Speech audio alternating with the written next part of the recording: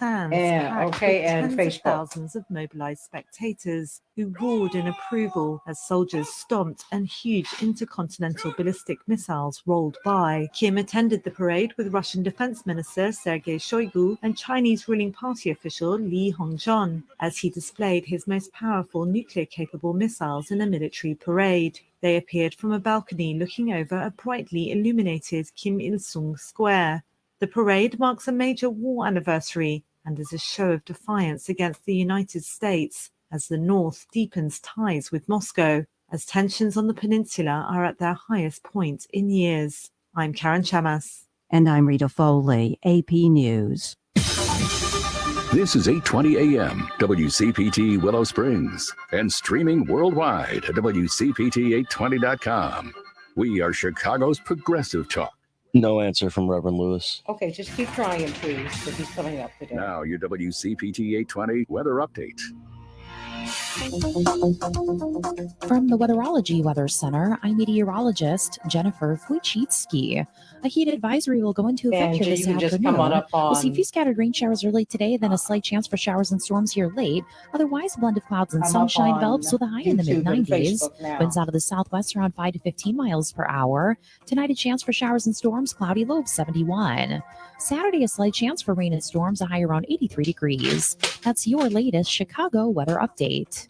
Currently, it's 75. This is Ron Whittingham, and I'm co-owner of Megan Financial, an independent retirement and financial services firm here in Chicago. We've built our business on playing the long game, teaching financial literacy to our clients to prepare them for a great future and a dignified retirement. Investments, pensions, 401ks, they're all pretty complicated.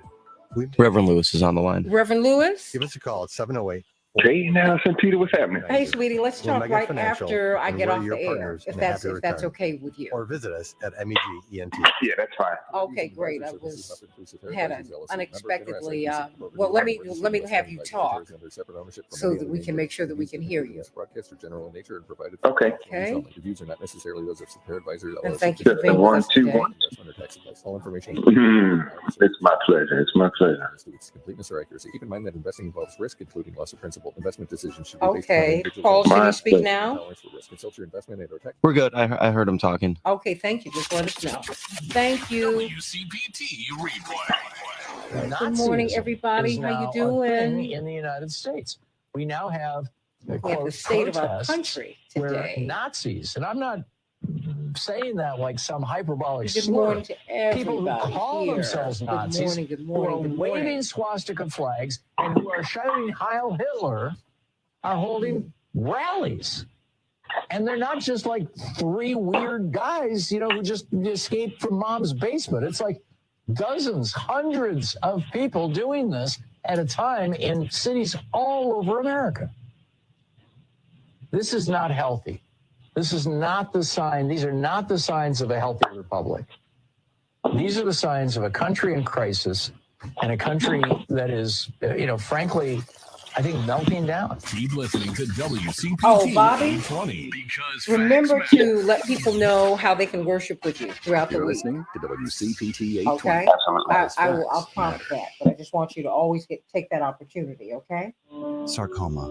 Okay, thanks. Of course. But for the 40 people diagnosed with sarcoma every day, it is a life-changing word. Life-changing and devastating because sarcoma is cancer.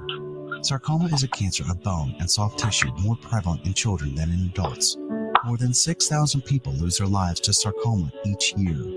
Treatment options for sarcoma are limited, and new therapies are desperately needed. More research and increased awareness is necessary to find a cure for a cancer that you probably didn't even know existed until now. Through awareness, advocacy, and research, the Sarcoma Foundation of America is determined to help those affected by this forgotten cancer, to bring hope to the children and adults whose lives are forever changed by a word they had never heard before. Please help us in the fight to find the cure for sarcoma. For more information on sarcoma and the work of the Sarcoma Foundation of America, please go to curesarcoma.org. See that cute little dog in the pet store window? Chances are it came from a puppy mill, a breeding facility that forces caged, neglected, and often sick dogs to churn out puppy after puppy to be sold for profit. Okay. Meanwhile, you can hear that millions just so of that you know. wonderful, healthy pets end up in animal shelters. This leads to the killing of more than 9,000 by the end of today. But with one simple choice, you can help, just by deciding to adopt instead of purchase your next pet. Animal shelters are full of amazing pets looking for a home. When you adopt your new best friend, not only are you saving a life, you're taking a stand against puppy mills. When your friends see the smart choice and impact you've made, they adopt their next pet and share with 5 of their friends, who share with 5 more. Before long, thousands get involved. Pet stores stop selling dogs from puppy mills, and even more lives are saved. And with your help, we can save them all. Visit bestfriends.org/puppymills to learn more. This is Morgan Freeman, executive producer of the documentary The C Word, and I'm here to tell you that defeating cancer takes breakthroughs. A breakthrough is the start of something extraordinary. You, the patients, taking part in clinical trials. You, the scientists, doing next-level research to beat cancer. You, the doctors who care for everyone. Let's be the breakthrough. To learn about screenings and clinical trials, go to How much time do we have, Paul? standuptocancer.org/breakthrough. Please talk to your healthcare provider about appropriate. 35 seconds. Okay, please always let me know within a minute. The music okay? of graduation day.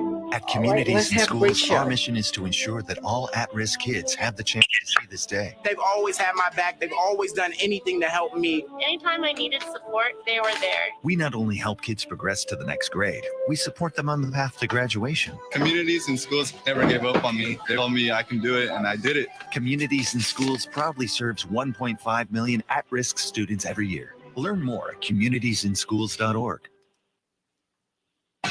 You're listening to WCPT 820 because facts matter. We can change the world, change the world, change the world. We can change the world, we can change the world, change the world. This is the Santita Jackson Show. War and hate to a place of love, it's not too late. Gotta save the children, we can't wait. Let's change the world. Hey, everybody. Welcome to the Santita Jackson Show. It is a joy to be with you today on this rainy, hazy day in Chicago. Oh, my gosh. It's still going to be 91 degrees here, but we have been storming off and on all night long. Please be careful, everybody. And it's partly cloudy up in Minneapolis, St. Paul. I am Santita Jackson coming to you from WCPT 820, the nation's largest progressive talk radio station and AM 950 radio.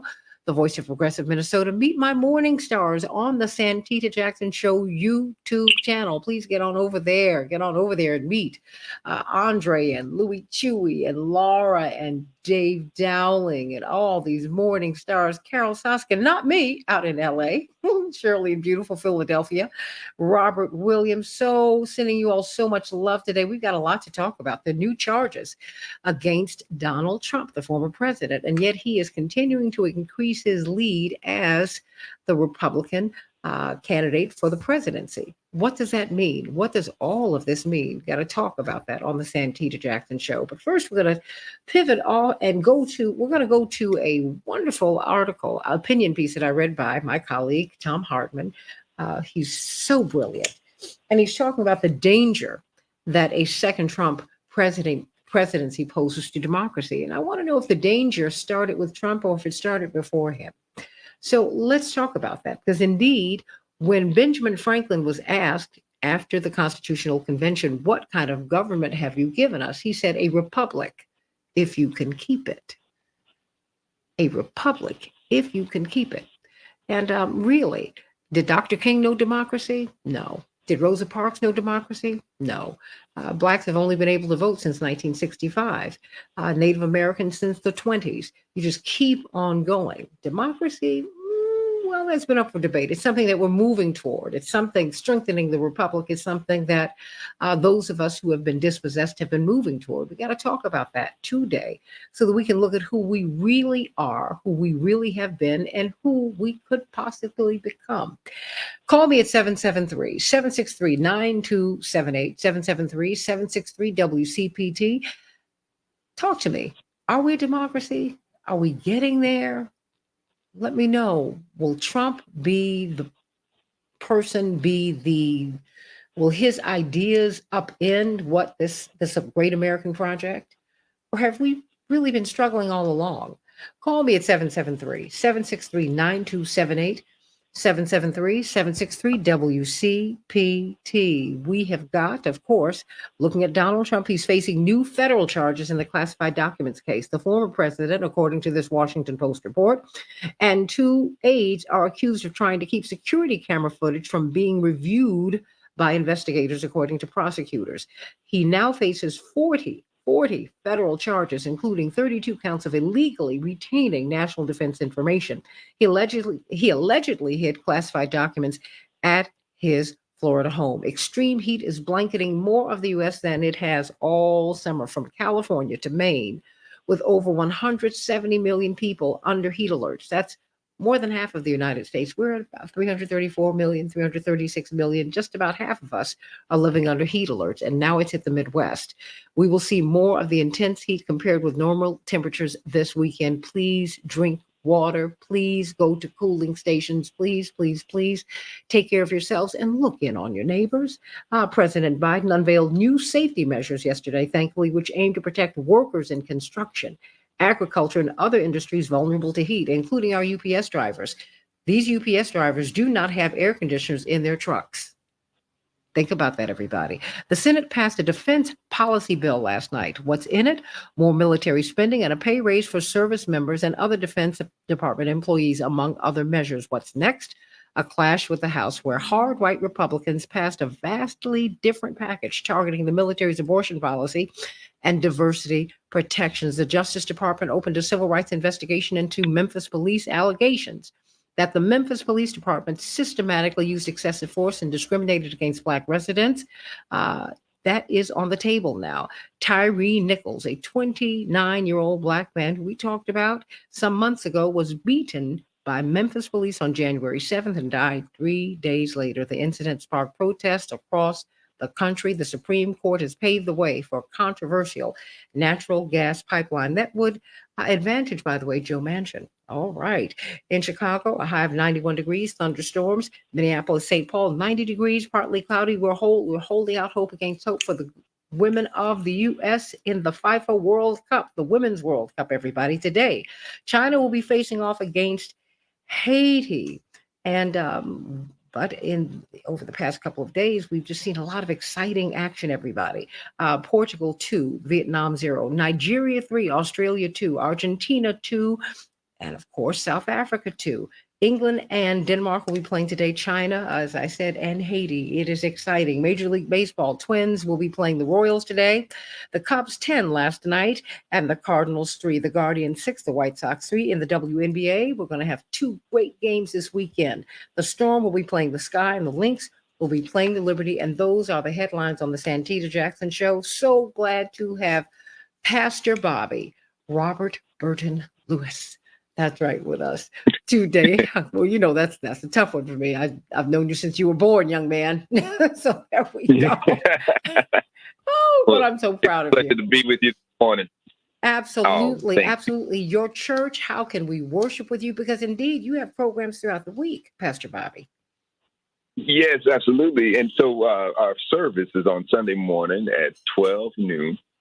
And Sunday afternoon, 12 noon, and you can worship with us at 9401 South Oak. We'd love to have you. You know, we have such a wonderful time. But during the week, we also have a 12 o'clock Bible study that's on YouTube and Facebook. You can find us at Joy Life Center.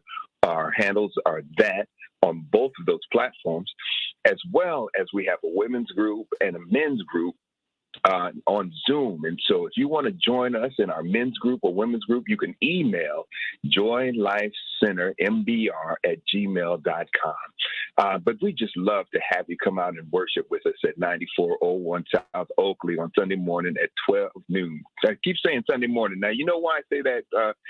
We just moved into this new, beautiful sanctuary about a month ago, and our service was at 9. All the way at 9:30 in the morning until about 3 weeks ago. And so I was so used to saying Sunday morning, but it is at 12 noon. We changed our service to 12 noon. To catch everybody. If you were out on Saturday night, no excuse. Get on up and go to church. That's right. I love it. You got no excuse. You got no excuse. You know, get on up, grab yourself some coffee, some tea, a little breakfast sandwich, and come on over and worship with us. I love it. I love it. What's the good news today? What's on your mind today? Well, you know what? I'm telling you, I love the way that you just encourage everyone to make their next move their best move. And I don't know if we have any basketball fans out there, but the recent championship of the Denver Nuggets serves as a powerful example of how people can come together to help each other reach their greatest potential. Throughout history, the Denver Nuggets have had seen so many great individual players grace their courts, leaving us astounded with incredible moves and acrobatic feats. But despite these moments of brilliance, they had yet to hoist that coveted championship trophy. What was missing? The answer lies in the power of people coming together as a team. As many of you know, basketball is a sport known for its individual stars and making jaw-dropping moves that leave us in awe. But as we look into the Gospel of Mark, chapter 2, we are reminded of a different kind of greatness. The passage shows us the profound impact of people supporting each other to reach their fullest potential. Just as the Denver Nuggets needed a cohesive team, the paralyzed man in Mark 2 needed his community to reach Jesus. They didn't just stand back and watch, they took action. My friends, we can learn a powerful lesson from this comparison. Yes, basketball may amaze us with individual brilliance, but championships are won through teamwork, unity, and supporting one another. Similarly, in our journey of faith in life, we must embrace our next best move. It is not solely ours alone. It is about lifting up our families, our friends, our communities to reach their fullest potential. When we work together, we can dismantle barriers and bring about profound healing and transformation. So let us embrace the beauty of teamwork, love, support, and make our next move our best move by helping one another reach our greatest potential. And I look at that and I say, you were talking about the women's soccer team. They are showing us, right, how you come together. They're about to three-peat, Santita. And it's not about the individual. It is about coming together as a team to do something great that the world has never seen before. That's what you call everybody to do during your show, Santita. I love it. I love it. Well, I love it, and I love you. And I think that, you and I really understand that experience because your mother had 7 kids and my mother had 5. And of course, the Thompsons down the street had 5 kids. I just bumped into Johnny. Right. I was so shocked. I was like, "Oh, you like the last of us, of these kids." And my parents said, when you don't love your children equally, you love them adequately, because different children have different needs at different times. And when you grow up in these big families, you learn it's not all going to come my way, but it can go our way. Right. That's right. Right. And pulling all the talents together. I tell you, it reminds me of, being one of 5 boys and the 2 girls and, sitting around for piano lessons and trying to figure out who was going to play what instrument in the house. You can't all play the piano, Santita. At the same time. At the same time. No. And if you're going to play music, if you wanted to play music, everybody played a different instrument so we could play together and learn how to work together. That's one of those lessons. So we had a wonderful experience, and being able to share some of these experiences with the world is bringing me joy. And I thank you so much for allowing us to share Joy Life Center with your family there at WCPT. Thank you. I have a special dedication to your mom today, Mrs. Geraldine Lewis. 7 kids. We don't know how she did it. And she used to throw the best parties. She even had a luau. Put that whole pig on the fire, everybody. Oh, yes. My mother looked at her and she said, Jerry, I've got mad respect for you tonight. I can't do that. I'm trying to figure out these ribs, girl. Oh, love you, Pastor Bobby. Oh yeah, oh yeah, oh yeah. We had some fun. We had some fun back in the day.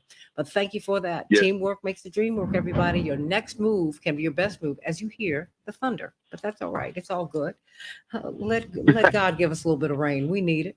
We need it. Sending you so much love. You know what? I want to get this young lady to your church because this infection preventionist, she's absolutely brilliant. Registered nurse, Dr. Shanina Knighton. We need to know how we can change the baseline. Change the baseline, everybody. She said, wait a minute. Sickness can't be our baseline. Wellness needs to be. But she keeps bringing up, Dr. Knighton, you keep bringing up hygiene poverty. Pastor Lewis, there are so many people who are dealing with hygiene poverty. Would you first define that? And why is it of particular concern to you today, Dr. Knighton? Good morning, Santita. So in relation to infection prevention and control, that relationship has not been defined as much as it should. And so when we were looking up at COVID-19 and recognizing people are sick or people are not getting well or people are getting germs, it's not recognizing that in order for someone to stay, I was going to say risk-free or lower their risk for infection, that entails their environment being optimal or being clean, as well as their bodies being clean. And when I speak of their bodies, there were many essential workers and still are that are facing the public every day, maybe in the form of, let's say, sanitation, maybe in the form of taking care of other people. These individuals may lack detergent or supplies, even machines, to be able to adequately launder their uniforms. So what happens is they're taking those uniforms back home and transmitting germs within their households to themselves through cross-contamination or also to their loved ones. The other piece is when we speak of environmentally, someone not being able to, let's say, have disinfectants or being able to make disinfectants to clean out their refrigerators or to clean off a stove or to wipe things down may not understand that when food gets old, when, let's say, germs get old on surfaces, when dust is around, it creates bad bacteria, bad fungus, and bad viral particles. And so what occurs is that person can inhale, ingest, or absorb those materials, which again can increase their risk for infections. So these are things that are happening daily. We also brought up the fact that even now with us having these storms, these severe storms that are happening as well as natural disasters, that if there is sewage backups in the home, if there is flooding that occurs, if there are refrigerators, that get turned off, and then if there's water issues, people then have to worry about safety as it relates to infections. And many people every year, so there's about 200,000 cases of individuals that end up impacted. And when I say impacted, meaning they end up with health issues as a result of coming in contact with backed up sewage. And so if someone does not have adequate supplies to be able to clean their body, does not have adequate supplies to be able to clean their homes, including their materials that they use, such as their uniforms, then this does increase their risk for infections. And unfortunately, while we can share cleaning protocols with people, it's almost like saying, hey, plant the seeds without someone having the dirt. We have to make sure people have the adequate materials that they need to be able to take care of themselves safely. Otherwise, providing education when people don't have the resources to carry out the task can sometimes be futile. Thank you for that. I mean, we don't really think about that. We don't really think about that. We don't even think about cleaning out the washing machine and cleaning out your I guess your dishwasher and things like that. But people are struggling out here. People are struggling out here. A lot of people don't have running water at home. A lot of people don't have hot water at home. and they're getting out and they're working every single day. And I think that we need to grow up as a people, uh, Dr. Knighton, so that there is a floor beneath which no human being should fall. You know, you should have shower and cleaning facilities for the frontline workers. Don't assume that everybody's got everything straight at home. I mean, because you know what, you can have the power can go out, and then you can't turn on your shower or your bathtub. I mean, all kinds of things can happen. I think we make too many presumptions about people, and too many judgments. And so I want to thank you for that, because I think we need to really, as you've been talking about hygiene poverty, you continue to mention it. You've been doing that more and more over the past couple of weeks. I don't know if you've noticed that, but it's a real issue from many girls and women not having sanitary products. That's real for people, and that is not healthy for our women and for our young women and for our young ladies and our girls. There's just so much not being able to brush your teeth, not being able to floss your teeth, on and on and on, or not even knowing how. But a lot of folks want to do these things, but they're not able to. We need to be thinking about that. Of course, you can reach Dr. Nina on social media. Hey, Dr. Nina, HeydrNina, HeydrNina. Hey, Dr. Nina. We send her so much love, dedicating the show today to the great Ranulph Robinson, the former head of the Chicago Housing Authority. Indeed, he helped us to believe in police officers again. That's right. He was the co-founder of the Afro-American Patrolmen's League. I've just known him all my life, and he was memorialized this past week. I'm going to get his son on next week to talk about this tremendous legacy of this man. What a great, great, great, great man. But this is someone who, as an active Black police officer 50, 60 years ago, he went after the police on what he suspected that they had done to Fred Hampton. Courageous. Put his life on the line for us, and for all Chicagoans and for all people all over, just to make America and this country and this country and this city a safer place. He took on John Burge, and just on and on and on and on. Well, he had a battle with cancer, and that was the only thing that could take him home to be with our Lord. And we just thank God for him today. And thank you, Pastor Michael Flaker, Father Michael Flaker, for giving him a wonderful home going. Sending him so much love today. And of course, Congressman Jonathan Jackson, I'm going to get him and his staff on next week, their first annual senior resource fair. That's right. Our seniors need health screenings. They'll be able to get that. They need to get their questions answered about Medicare and Medicaid. They need to understand nutrition, wellness, connect with various community services. This will be August 4th at the Kroc Center at 1250 West 119th. And I'm going to be talking about that on and on and on, because I want you all to get the seniors out there. Sending you much love. Let's talk about the democracy. Will another Trump presidency, will that upend the democracy? Let's talk about it on the Santita Jackson Show.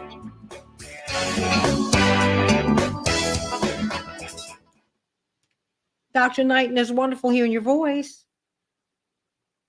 Good morning. How are you? Oh, I am doing fine. It is raining today, storming, and I'm trying to figure out how I'm going to go get my hair done today. How about that? Since I wear it down now. Like, what? It's been storming off and on all night long. And I'm like, oh boy, the things that we go through. But it's wonderful hearing your voice today. Absolutely. Likewise. Wonderful hearing your voice. We're talking about, let me pull this up. Okay. So, Santita, when we get time, so next week, I would like to share just briefly some information about my research. So, just talking about patient hand hygiene and the transmission of germs that occur in acute care and long-term care settings. And so many people are not aware of the germs that they accumulate in hospitals and how they can harm them. And so I want to share some information about my research, of course, and where I am as a way to mitigate those germs. Okay, all you have to ever do is send me a text. It helps me because because I like to do I need to do research what we're going to talk about. So I'm not just Mr. McKee's on the line. dark. But absolutely, and particularly with the research that you're doing, let's just send me a text. You don't even have to call. Just send me a text and say, hey, I want to talk about this. Because that is very, very important. Well, you want to say hello to Dr. D. Dwight McKee? Absolutely. He's right there. Morning. Hi, how are you? Yeah, what are you? I'm doing pretty good. Dwight. I was gonna say, I tell Santita, like, when you're on, I stick around a little bit because I need to know what the opinion is. Because there's always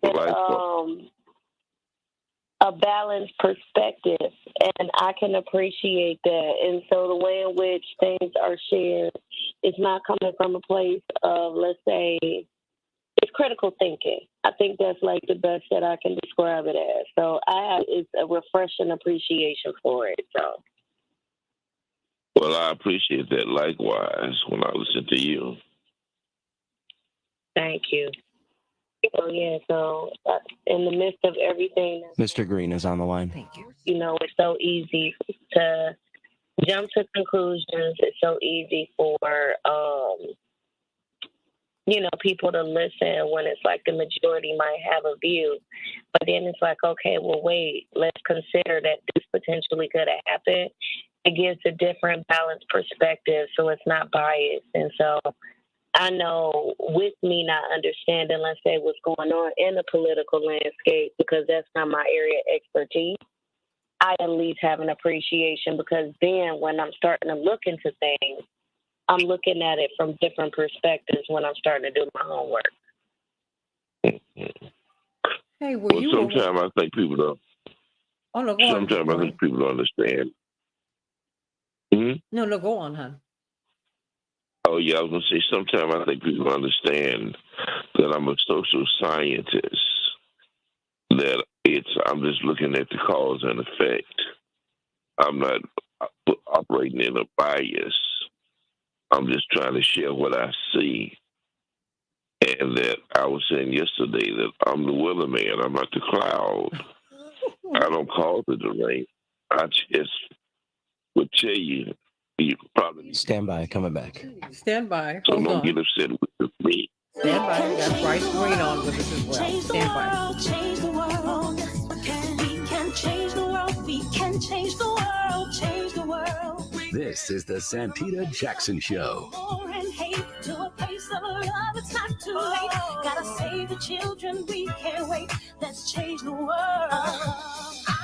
Hey, everybody. Welcome back to the Santita Jackson Show. Please go to WCPT820.com and AM950radio.com and the Santita Jackson Show YouTube channel so you can stream us live. Call us at 773-763-9278. Tom Hartman, a man for whom I have tremendous admiration. He has a wonderful opinion piece in Common Dreams, how a second Trump term could end U.S. democracy. He says the next GOP president need not be Trump for this nation to fall from democracy to fascism. And he's pivoting off of a New York Times article that talks about the plans that former President Trump has if he is able to become president again in 2025. Indeed, according to this New York Times report, he's planning to expand the powers of the presidency and concentrate more and more of federal powers in the hands of the president. What do you think about that? They plan to centralize more power in the Oval Office. But, when we talk about moving from democracy to fascism, I can't help but think of Reverend Dr. Martin Luther King and the fact that the state, the government, was his biggest foe. I can't help but think of Medgar Evers. I can't help but think of Rosa Parks. I can't help but think of Cesar Chavez and corporate power. I can't help but think of people who have pushed against the corporatocracy, who've pushed to make this a democracy. That's not where we've been. And so I want to know what your thoughts are. Their plans, according to this New York Times report, to centralize more power, that is, President Trump's plans to centralize more power in the Oval Office, stretch far beyond the former president's recent remark that he would order a criminal investigation into his political rival, President Biden, signaling his intent to end the post Watergate norm of Justice Department independence from White House political control. They say that he intends to bring independent agencies like the FCC, the Federal Communications Commission, the Federal Trade Commission, under direct presidential control, and on and on and on. So I want to know what your thoughts are today. Do you think that a second Trump presidency will end democracy as we know it, or have we ever really had it? Ask the white indentured servants. Ask African Americans who were enslaved. Ask indigenous people. I mean, I just want to know what your thoughts are. We've got Bryce Green from Fairness and Accuracy in Reporting.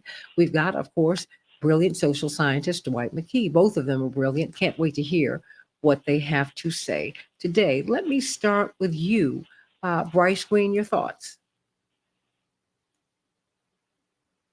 All right. Well, when I first saw this piece, when you sent it over to me, I thought, well, it is true that America is facing, democratic backsliding, that we are on a path towards, a dangerous expansion of the lawlessness of the state. But what got me was that this is they framed it in the article as something new, as something novel, as something that's never been seen before. But when in reality, the U.S. has never been a democracy. The article makes a note about sliding from democracy into fascism.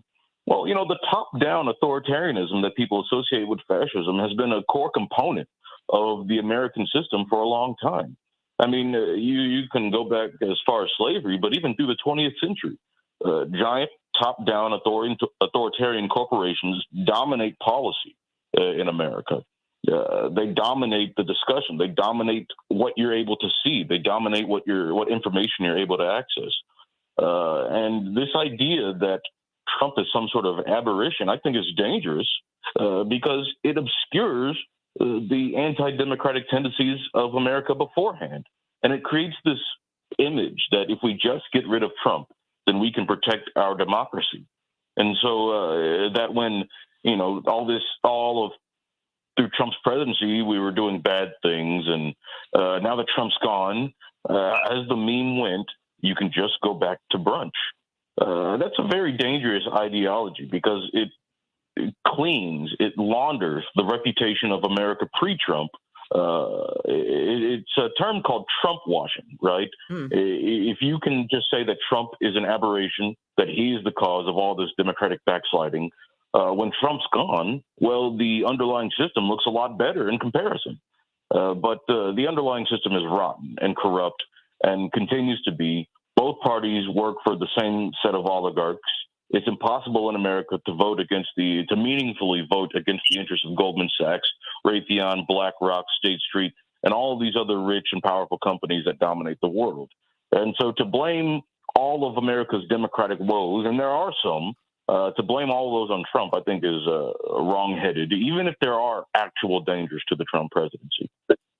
Call us at 773-763-9278. And of course, you're pivoting off of the Freedom House study. Of course, that's an American organization that's been in existence since the Second World War. There's always, since the Second World War, we've been looking at republics and democracies and how we can avoid another world war. Well, they warn against autocracy and repression. And they found that America is not the most democratic country in the world. Dwight McKee and, of course, Bryce Green, we're number 59, below Argentina and Mongolia. This report warns that the country faces an acute crisis for democracy. Wow. Dwight McKee, your thoughts? Well, it's interesting that Trump is a neophyte when it comes to Andrew Jackson and his pitches on the money. When Andrew Jackson decided that he was going to be a law unto himself, he was not going to enforce any laws that the Supreme Court had. People don't know that back in that day, the Supreme Court had confirmed many of the treaties that the federal government had made in the past years. And Andrew Jackson decided that he was going to circumvent all of those treaties and just force the Indians to walk across the country and literally take their land.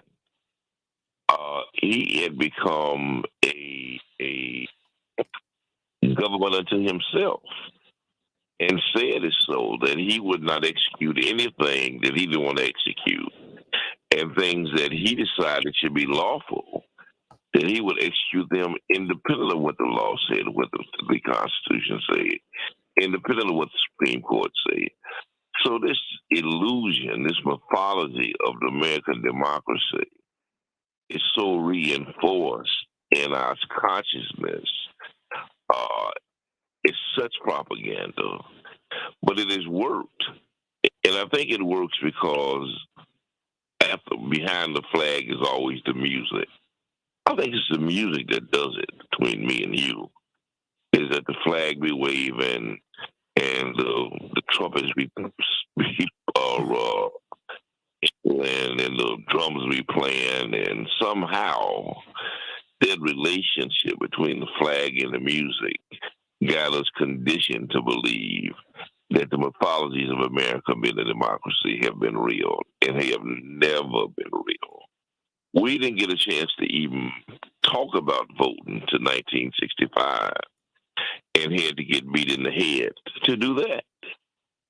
And since 1965, there's been a calculated effort to dismantle anything the Supreme Court said about us being more democratic and being more of a one integrated society has been thwarted by anybody who had power at the time who was white and declared themselves whatever party, whether the Democrats or the Republicans. Remember, the Dixiecrats were Democrats, and the Republicans kind of just took their place. So we just need to stop lying to ourselves and to each other. And at that point, we can become more of a democracy. At that point, maybe we can become more of what strategically guys like Dr. King wanted the country to become. But it starts with telling us ourselves the truth. And the truth is, it was never anything other than an oligarchy that was paternalistic at its core and run by the powerful and the rich and the white guys who have always been in charge. Well, why this focus on Trump, Bryce, and then you, Dwight McKee? I mean, because everyone says that he is the one who's going to send us over the cliff, if you will, without looking at our history. Bryce? All right. Well, it's really of a media phenomenon, right? When Trump came into office in 2016, 2015 campaign, it really took the world by storm. He became the most popular human being in the world in terms of media mentions.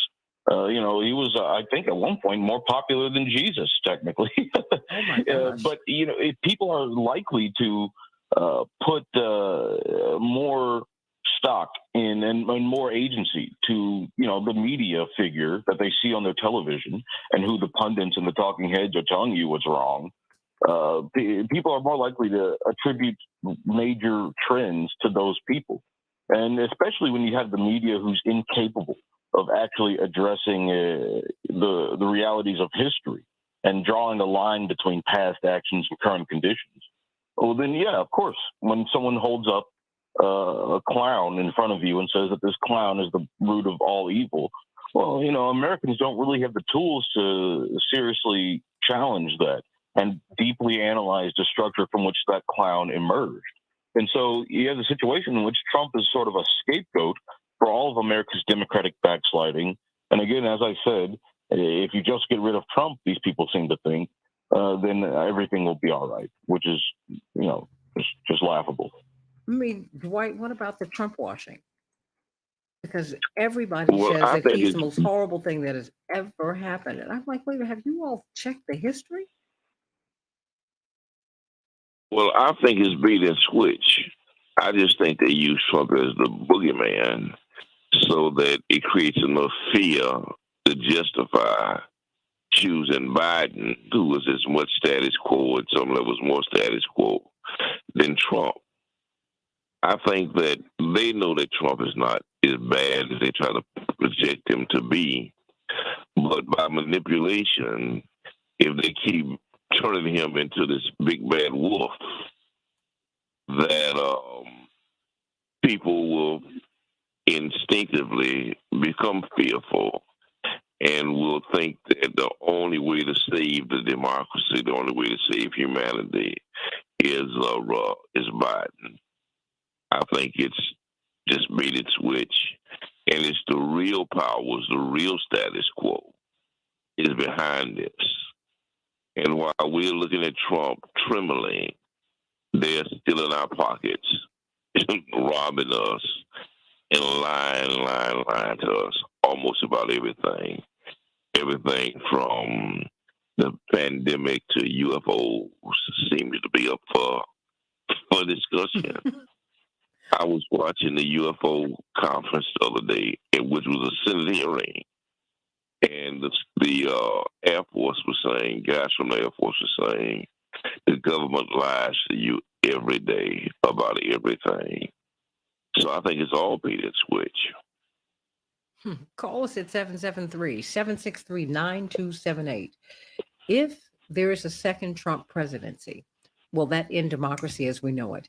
Robert Williams says, I blame Trump for stoking the flames of racial violence, just like his daddy did in Manhattan in the 1920s. What say you? In fact, Angela Burns says, I have a question. Trump himself spews hate 24/7. Your response, Dwight? My response is I think that's basically true.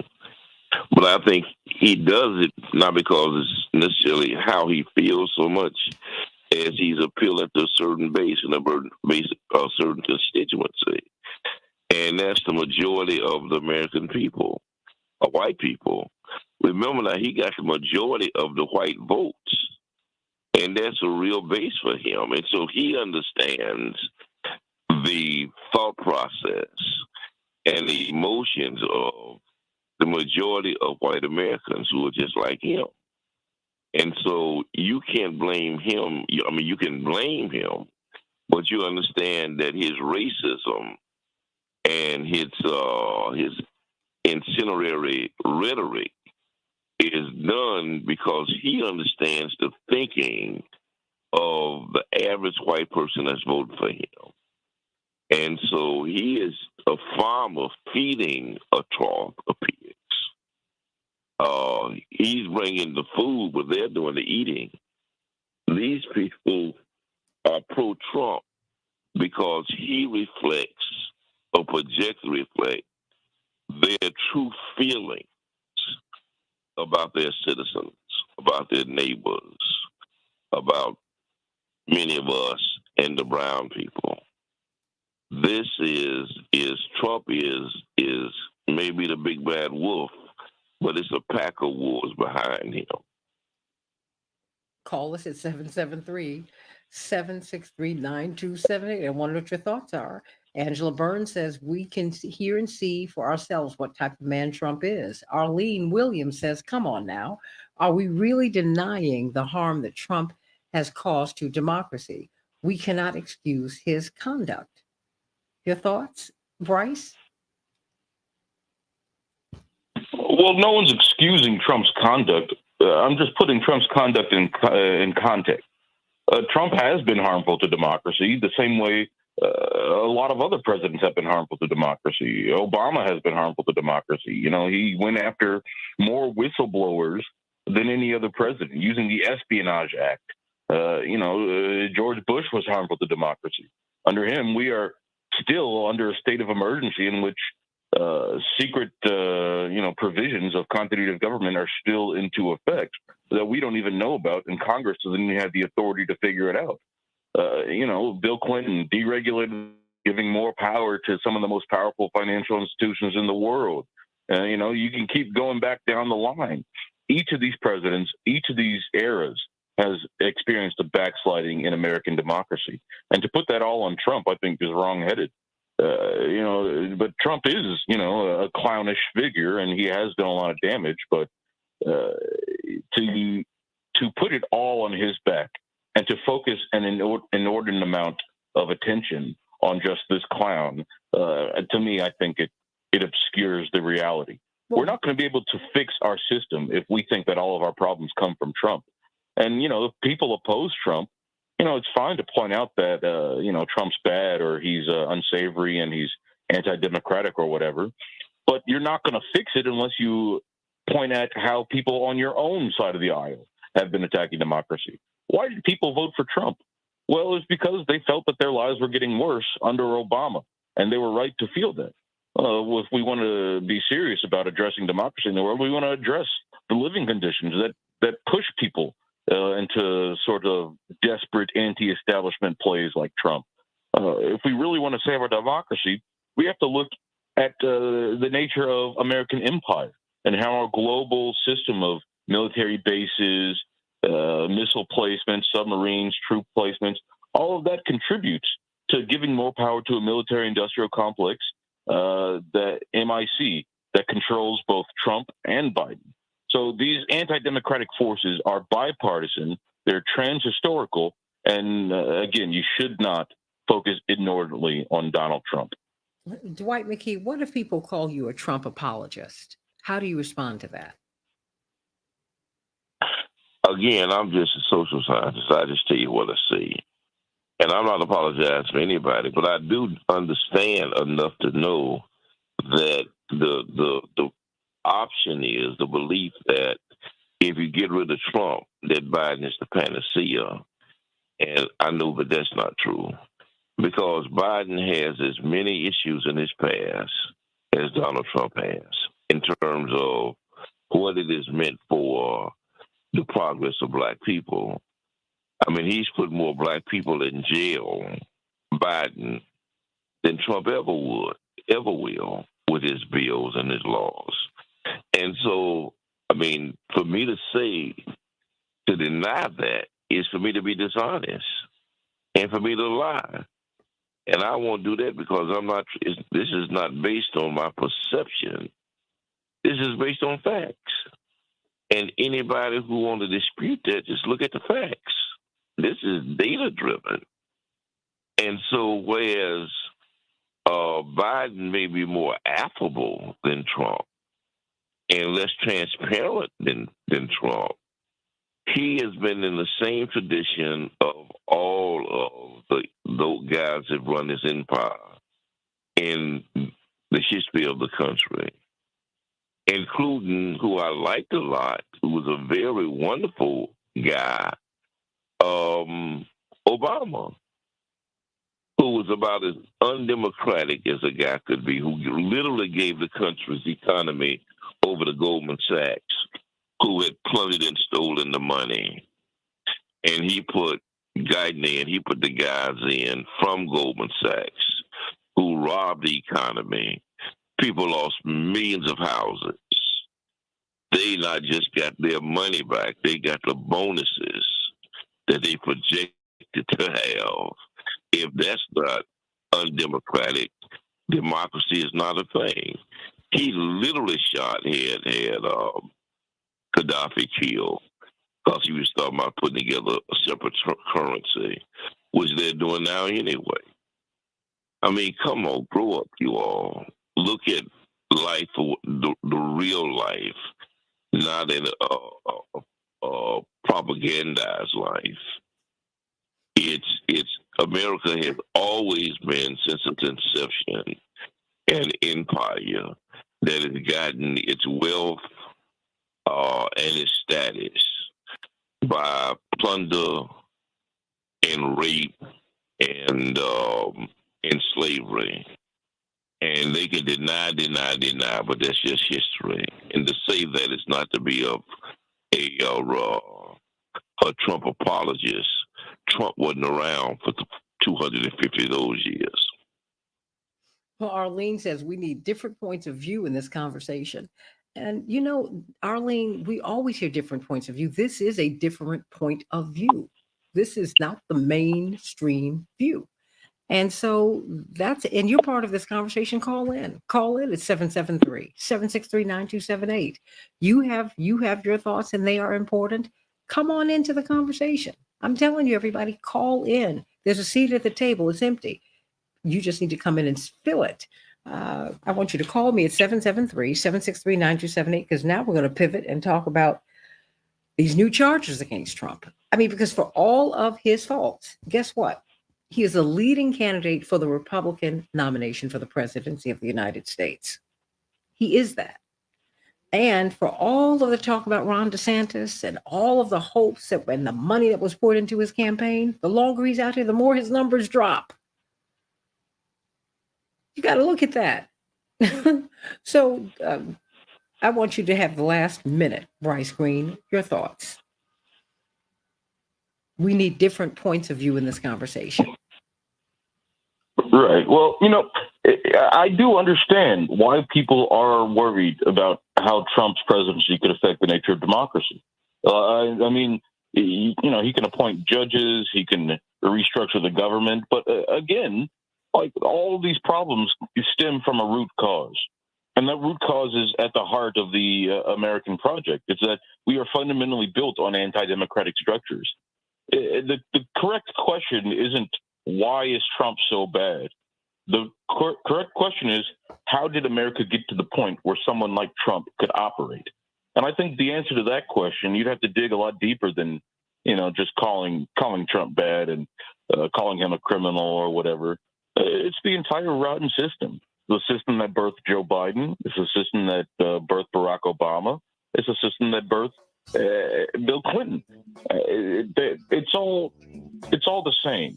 Now, I don't mean to say that both parties are the exact same. They have different policies, and those differences are important and distinctive.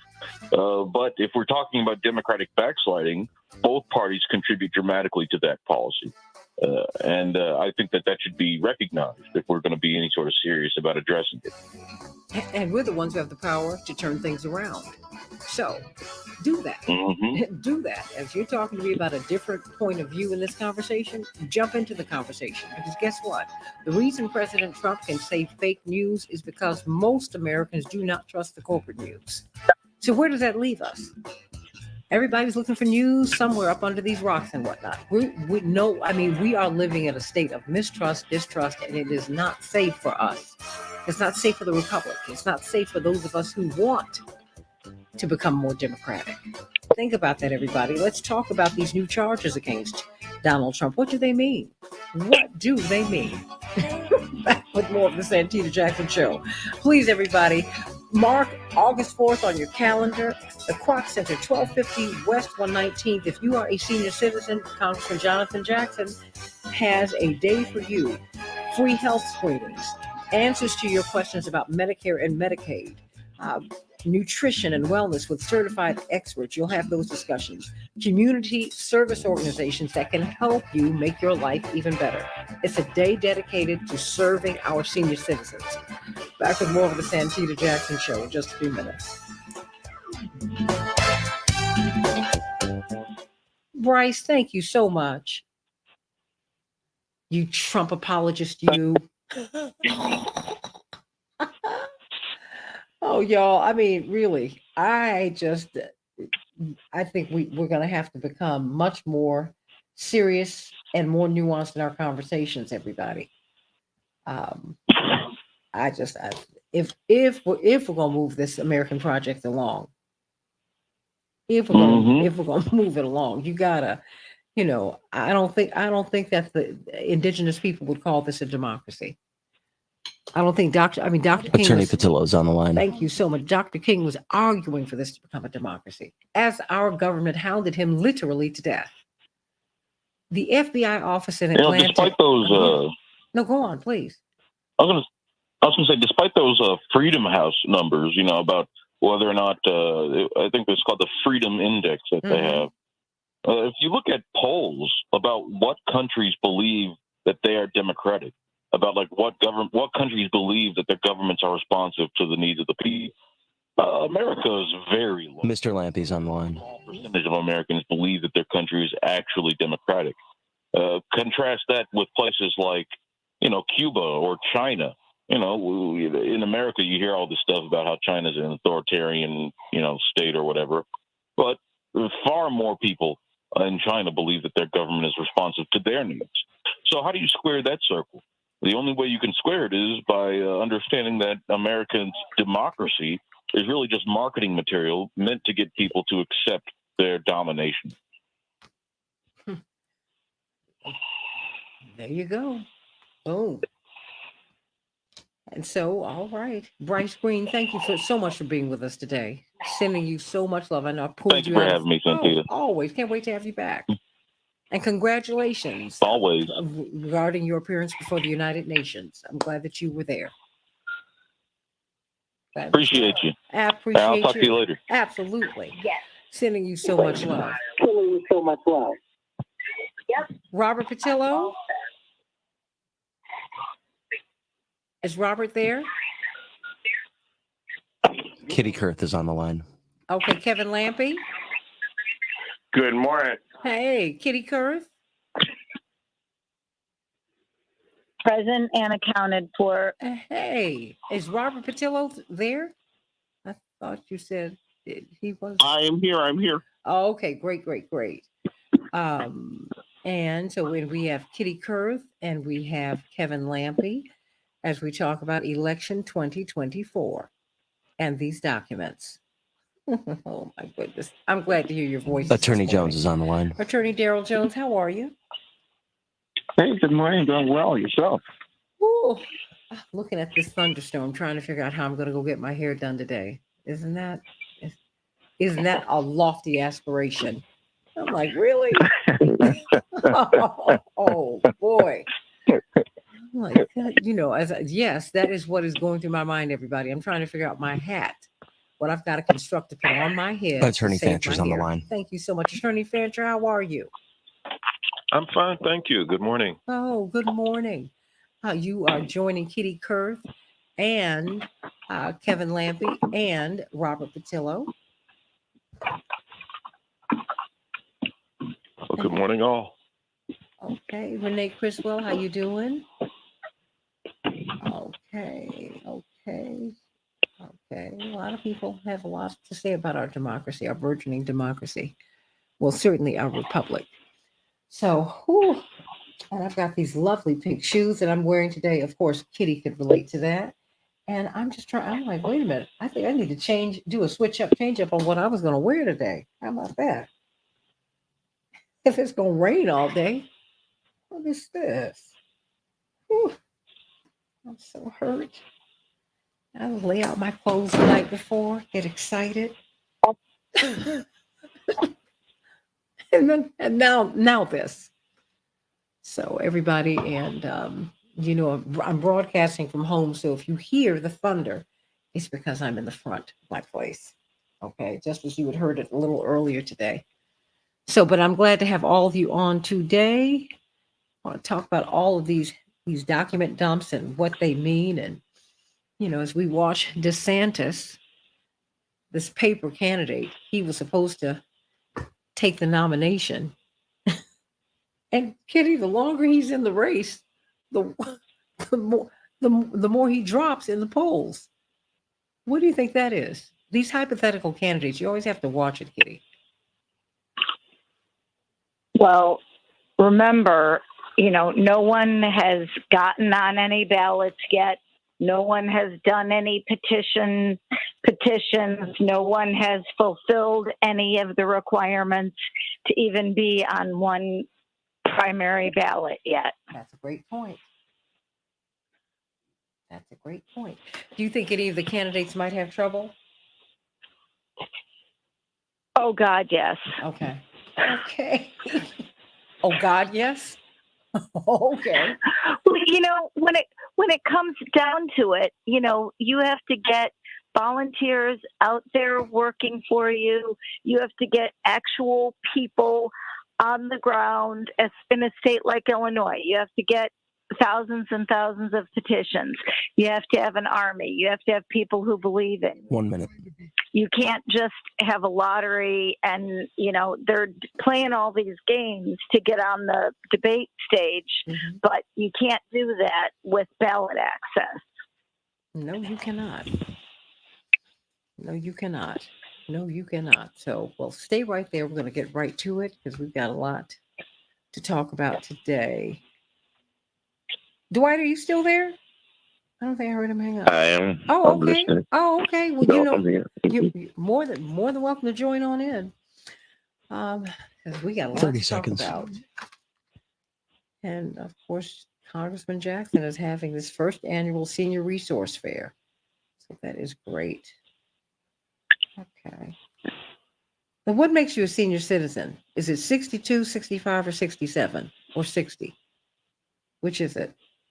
10 seconds. Just a little bit older than me. Ain't nobody claiming it. Okay, I'm not mad at you. Stay.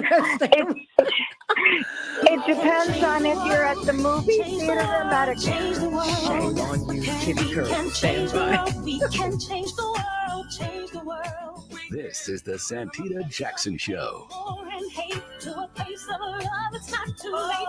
Gotta save the children. We can't wait. Let's change the world. Hey, everybody. Welcome to the Santita Jackson Show. I am Santita Jackson. It's a joy to be with you today on WCPT 820, the nation's largest progressive talk radio station, AM 950 Radio, the voice of progressive Minnesota, and the Santita Jackson Show YouTube channel. Please, everybody, get on over there. Hey, Yvonne Hanks, it was so glad. It was so wonderful to have you here at the convention last week. We just love Yvonne. Everybody fell in love with our sister Yvonne, who came in from New York. Everybody in Chicago, we're having thunderstorms, a high of 91 degrees, a high of 90 degrees in Minneapolis, St. Paul, partly cloudy. Oh boy, the Women's World Cup, it is on fire. China will be facing off against Haiti today, and England will be facing off against Denmark. Will the women's team from the United States keep their hopes of having a three-peat alive? We hope so. We'll find out within days. Portugal 2, Vietnam 0, Nigeria 3, Australia 2, and Argentina and South Africa tied at 2. In Major League Baseball, the Twins will be facing off against the Royals, the Cubs 10, the Cardinals 3, the Guardians 6, the White Sox 3, and we're going to have a full plate, a great weekend of women's basketball, everybody. The WNBA, the Storm will be facing off against the Sky, the Storm versus the Sky, and the Lynx versus the Liberty. These are some of the headlines. Donald Trump is facing new charges in the classified documents case. The former president and 2 of his aides are accused of trying to keep security camera footage from being reviewed by the investigators. Extreme heat is blanketing more of the U.S. than it has all summer. 170 million people. There's only 336 million of us. So it's like a little more than half of us are dealing with this heat, everybody. And now the Midwest is about to take the hit. We will see the most intense heat of the whole summer, everybody. Please be careful. July has been the hottest summer in history. Wow. President Biden unveiled new safety measures, thankfully, yesterday, which aim to protect workers who work outside, work in construction and in agriculture and other industries vulnerable to heat. Thank you so much for that. The Senate passed a defense policy bill last night, more military spending and a pay raise for service members and other Defense Department employees. The Justice Department opened a civil rights investigation into Memphis police behind the killing of Tyree Nichols, a 29-year-old black man who was beaten by Memphis police in January. He died 3 days later. And the Supreme Court cleared the way for a controversial natural gas pipeline, and a red meat allergy linked to ticks may be far more common than we thought. Up to 450,000 people in the U.S. may have developed the potentially life-threatening alpha-gal syndrome, according to CDC reports. The allergic reaction is caused by the injection of a sugar molecule found in tick saliva. It can then be triggered by eating red meat, including beef, lamb, and pork. Everybody, please be careful. Dedicating the show to Renault Robinson, co-founder of the Afro-American Patrolmen's League. And for those of us who grew up in Chicago in the 60s, the 70s, and the 80s, when we were struggling to get Black people on the police force, when we were looking to find people in the Black community, in the brown communities, in poor communities who could be trusted, he was at the front line. He was at the vanguard. And we thank God for the life, the works of Renault Robinson. I'm going to have his son on next week so we can talk about all that he did. Dwight McKee, you want to comment on Renault Robinson before we proceed with the rest of the show? Yeah, he was really a hero against the tyranny of Chicago in the Daley administration. For years, that there were some city jobs were, for the most part, off limits to us. Whether it was sanitation, or whether it was firemen, whether it was police. That if you didn't live in certain wards and wore green, you really couldn't work in public service. And what he did was, as a hero, one of the few black policemen we had, started a union, a united front with the black policemen and some of the black firemen, and really created a momentum to bring more of us into the police force and more the economy. Now, he was really punished for it, and ultimately Daley took him and put him in the alley for his a way he ended up having to work every day was to stand out the police car in an alley because Daley was so punitive. But I think ultimately when Mayor Washington got involved, he exalted him and put him on his detail, which is, again, one of the reasons that voting is so important, you all, and who's in that office is so important. So he was always a real hero of mine growing up. And of many of the young guys of our generation. And young women. He's just a hero. And we thank God for Renault Robinson having made his transition, getting eternal rest at the age of 80, sending him so much love. But we're talking more about his legacy next week. And Congressman Jonathan Jackson, the first annual Senior Resource Fair. Nobody on this panel wants to cop to being a senior citizen. I can't get anyone to tell me what the age is, but there will be a day dedicated to serving some of us on this panel. It's more than an event. It's a community gathering designed to connect seniors with valuable resources. You can get free health screenings, get answers to your questions about Medicare and Medicaid. We need to find that out, and you need to find out if you need to get additional coverage to cover the gaps in Medicare and Medicaid. Discussions on nutrition and wellness with certified experts, connecting with various community services and agencies designed to help you. It's August 4th, 2023 at the Kroc Center at 1250 West 119th, 10 to 2. Call Othel Owen, who's the district director, at 773-779-2400. 773-779-2400. Othel Owen. Call him at Congressman Jonathan Jackson's office. Let's talk about these new charges against Donald Trump. Let's talk about how they're going to impact the election. It seems like we're talking about him and this every day, but I think we need to, because I think we need to. I don't know if we've ever seen anything like this before, where we see the leading candidate in both parties who are dealing with legal issues. Of course, President Biden is not dealing with these issues himself, but his son is. And people are wondering, will he be able to help his son? And how close will he be? And he's saying, I'm going to stay away. But the whistleblowers are saying that no, he's been involved. We don't know.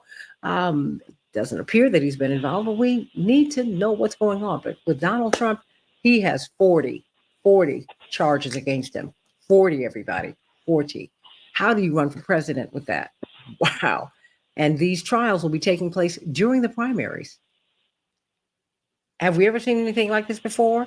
Kevin Lampy and Kitty Kurth, you all do crisis management. Of course, we've got attorney Mark Fancher. We have got Dwight McKee is still with us, attorney Daryl Jones. But let's start with you, Kitty Kurth, and Kevin Lampy. You deal with crisis management. Every time a politician's in trouble from all over the world, they call you. What would you advise Trump to do? If Donald Trump called me, I would be putting my prices at not just crisis prices, but twice the crisis prices. He's got some problems.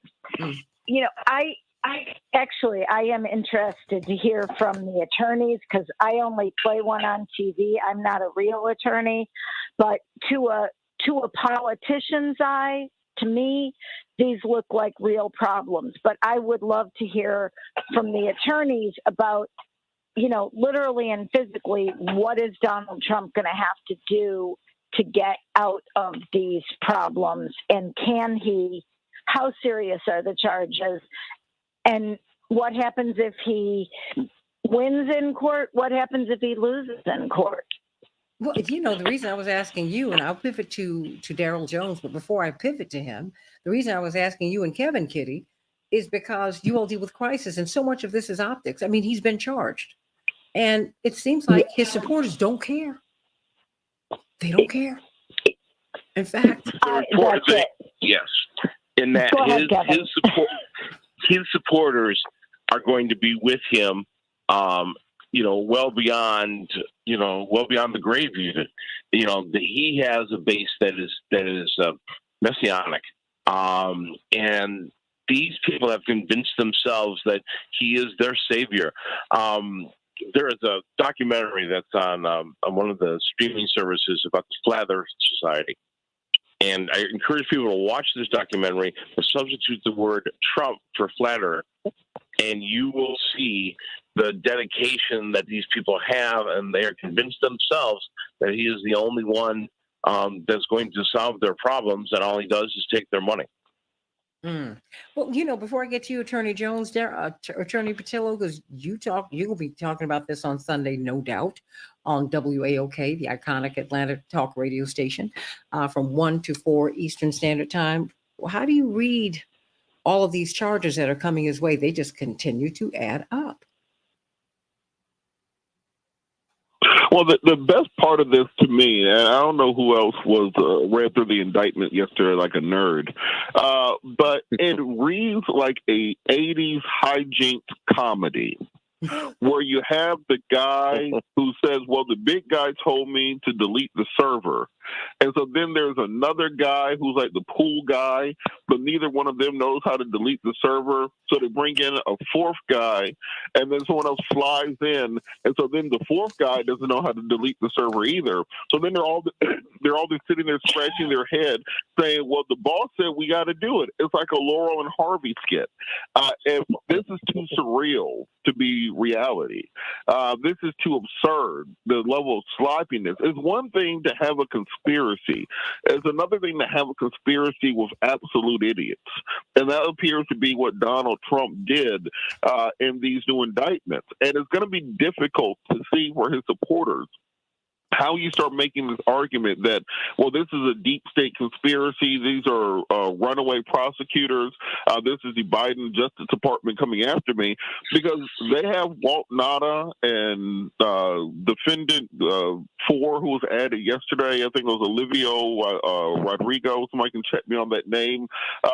And now employee 4 and 5. They have this on video, because they couldn't delete the videos off the server. So this isn't something of conjecture. The added charge against Trump yesterday, one of them was for the documented Bedminster that we have him on tape talking about, and now they have the physical copy of the document. So for the Trump supporters who are saying that this is all just a witch hunt, it is a hell of a witch hunt if you keep finding new witches every couple of days.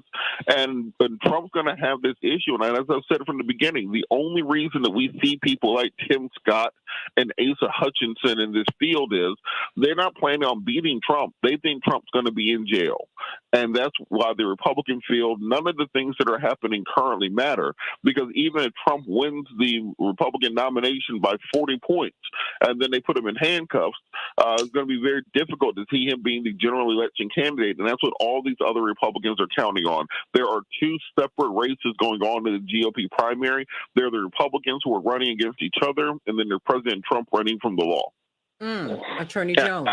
Oh, I'm sorry. Who's jumping in? Oh, I'm finding the humor in all this, because in one of those situations, if you don't laugh, you'll cry. And Attorney Jones has me. I only skimmed the indictment. I did not read the whole thing, but now I know what my weekend's entertainment is going to be. Oh, I'm going to go and read it word for word. Well, I mean, Attorney Daryl Jones, your thoughts about this? Well, I don't think that Robert could have put it any more clearly than the legal jeopardy that Donald Trump currently finds himself in. And I've said previously, and I'll say it again, that it's one thing when you have a couple of charges and maybe one case that is against you. But the more cases that are built up in different jurisdictions against you, the more charges that are alleged against you, the greater the likelihood you're going to be convicted. And now with the superseding indictment that has now been put in place for the documents case, and with the evidence that we know is out there, and it doesn't mean that it's automatically coming in before a judge, before a jury, but assuming that it comes into trial, there's really not a strong way for him to get around. There's no strong legal defense that's going to be there for him to be able to escape it. So the question then becomes that if he is convicted, which it appears as though at a minimum he will be with regards to the latest charges to come through the superseding indictment. If he is indeed convicted, what will the RNC do? If we're at that point where he is the nominee of the Republican Party, will they continue to move forward with his name? Or will they, find that he's not electable, or that he's otherwise unqualified to be in that capacity, and then they will have the opportunity to, insert and put someone else in his place. And I agree with Robert. I've said it before, and I'll say it again. I think that's the strategy that's at play here. You don't upset the Trump base if you don't come after him and you allow the RNC and the courts to disqualify him, and then someone has to step in to save the day for them, and that will be who the RNC wants as their candidate. So that's what I see happening. He's in deep legal peril, and that's before obviously we have one or two more that cases that are coming in different jurisdictions. There's a lot that's going on there, and I look for his base to simply stay with him until they're told that he's no longer available. Attorney Mark Fancher? Well, I think that the people generally in this country have a firmer grip on reality than they're given credit for, even among the Trump base. Yes, he still has support there, but there's only a small number of these people who drank the Kool-Aid so much that they are with him even through what I believe will be almost certain conviction. And there have been interviews with a number of these people who are expressing grave reservations.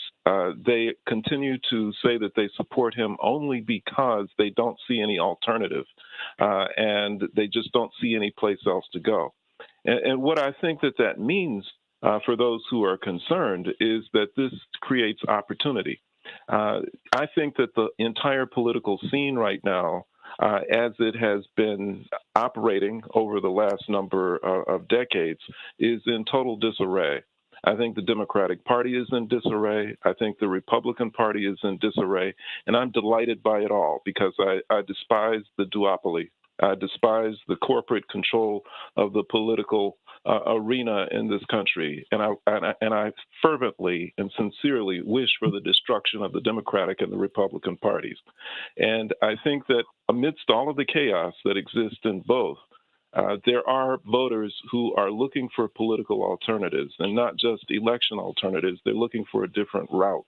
And so the entry of Cornel West into the race, I love it.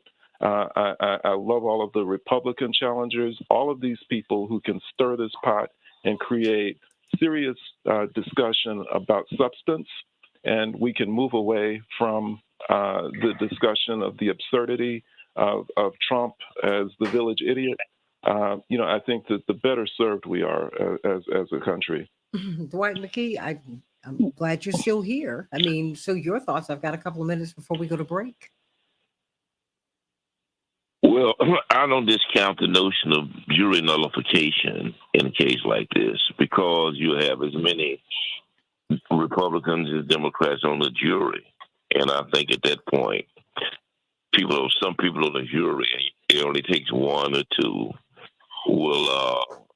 it'd be hard to persuade them to find him guilty because many of them are Trumpites. So I think, whether or not he's convicted is another discussion. I also think, though, its impact on the election also questionable because you have two things working. One is he does have such a lower base and no real competition, so he's going to be the nominee. And secondly, the Trump trials are not over yet. This new development that happened with his son yesterday, I think, is going to have an impact on the general population. 40 to 50% have not decided who they're going to vote for.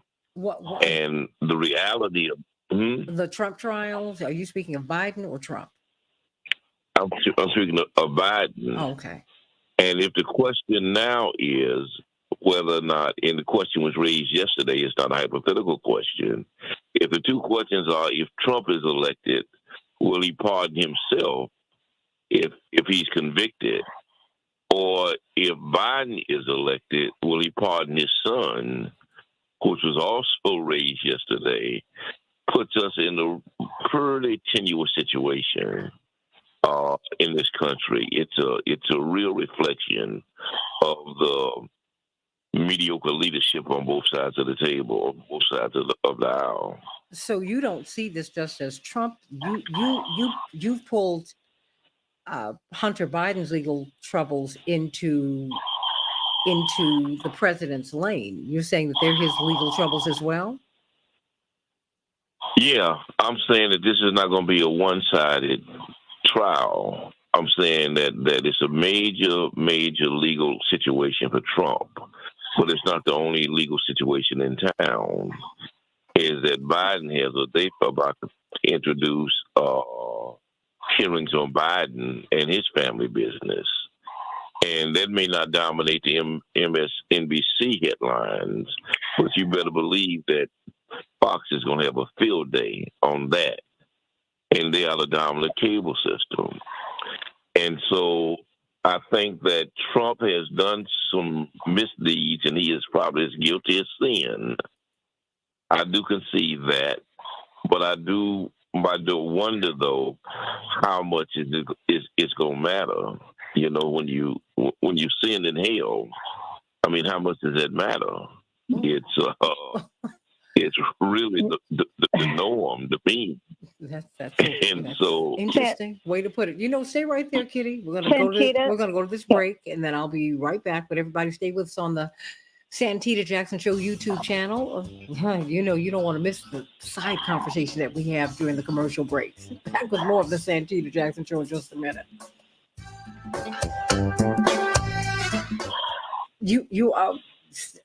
Kitty, jump in, and you can feel free to say it again when we get on the air. Yeah.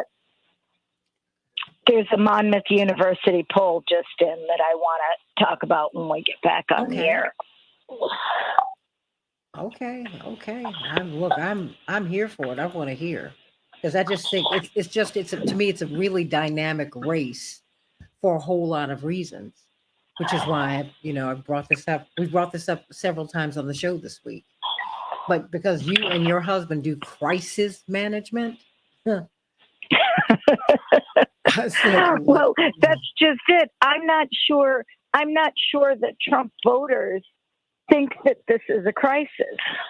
Well, you know what? I think that when you're this vested in a candidate, and every candidate is really a Rorschach test, to be fair. The more, just down through the years, the more people would attack Reverend Jackson, the more his supporters would become protective of them. So that doesn't surprise me, and quite frankly, it doesn't bother me. I think I am bothered when people ignore facts. That's what bothers me. And I think that you have a lot of disturbing legal questions all the way around, and I think they need to be answered. And I think that Republicans and Democrats are reluctant to have these discussions, and I think that puts us all in great peril politically, socially, and culturally. And the fact that there's now not only audio tape but videotape that shows this, and people are going to still just say like, "Oh, it's a deep fake." They made that up. That's not real. I mean, nobody thinks it was Jamie Foxx who's been riding around Chicago. This is where we are right now. I mean, this is where we are, and quite frankly, the The authoritative structures have lied so much. I mean, look, we haven't gotten to this place of distrust and mistrust on our own. These people have lied a whole lot, everybody. They've lied a whole lot. You tell me Sirhan killed Robert Kennedy. He was standing in front of him, but the fatal shot was from the back of his head. I mean, really? And it's almost been 60 years. Y'all don't want to have almost everybody who was there is dead. We still can't talk about that. We still can't talk about Kennedy. We still can't talk about Malcolm X. Really? We still can't really talk about Medgar. Oh, come on. We're gonna have to clean this up. And you don't clean it up by whiting it out. You clean it up by just putting this stuff on the table so that the media can be trusted again. Kitty, nobody trusts corporate media. The numbers are dropping all the time. No, and the misinformation campaign that's being put out that doesn't, the disinformation campaign doesn't just start here. It's a global disinformation campaign. It's very, very well orchestrated, very well funded, and very well. 1 minute. And until we can break some of the chains in the misinformation that's going out around the world, it makes it harder for anyone to tell the truth. Well, and I think we need to acknowledge that it is a positive thing that people do not trust the corporate media. Oh, I agree. That represents healthy growth and consciousness, and I think that they should be completely discredited, and we should look for alternative sources of information. I agree. They have lied so much, and now people know it. So, and I'm not saying that everybody in it is a liar. I'm just saying the system itself, that's what it does. 10 seconds. Stand by. We're coming up.